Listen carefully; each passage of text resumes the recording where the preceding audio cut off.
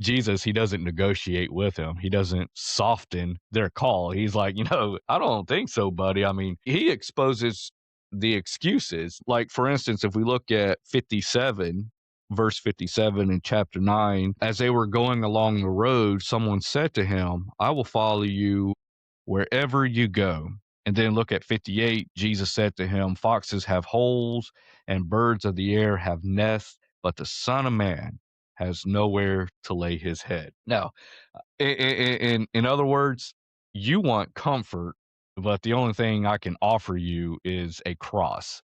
Only thing I can offer you is a burden to that you need to be committed to if you want to follow me, because we got great work to do, and if you're not up to that, then you know you're going to find yourself falling away before you even pick up your cross and follow me.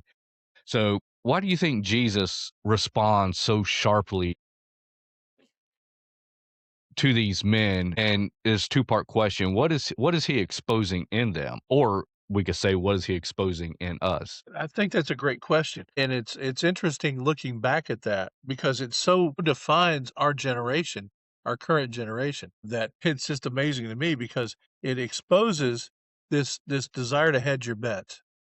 Mm, You know, mhm, that I'm completely committed unless or up to, or where the idea of total commitment is I'm all in. But the idea of commitment that as it's presented there in that passage and that we see so starkly in our current day and age is that, well, like I was saying, with the marriage thing, as long as we both shall love, unless, you know, I'm all in unless I feel like I don't want to be anymore. mhm. And that's you and I both know that's not all in. That's not entirely committed. And, I've talked with a dear friend who's, been in ministry for many, many years, Bob Copeland, about this, many times, Yeah, I know where Bob. He's a good guy. it's yeah, he is. He's just, such a solid guy. Mhm, But we've talked about the fact that, the difference from when we started ministry way back in the '80s to where we find ourselves over the last, probably 15 years, 15, 20 years, is that, it used to be that if you made a commitment, particularly to, uh, that was related to the church or to something of serving in that way, that was a commitment that you didn't break, that other things had to adapt to that. And then it became, well, people would commit to something at church unless something better came up. And what I've seen over the last few years, and even in how they will respond, it's almost as if, okay, I might be willing to do that. I might be willing to do that unless anything else comes up. Anything. There's not the priority of, oh, I'm sorry, I can't respond to that because I've already committed to this.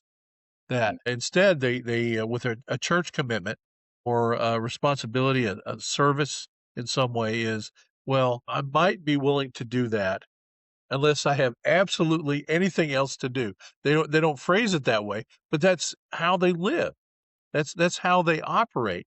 That mhm, unless I have something that comes up at the very last minute that I might feel like I want to do instead of, and the commitment to the church is completely forgotten.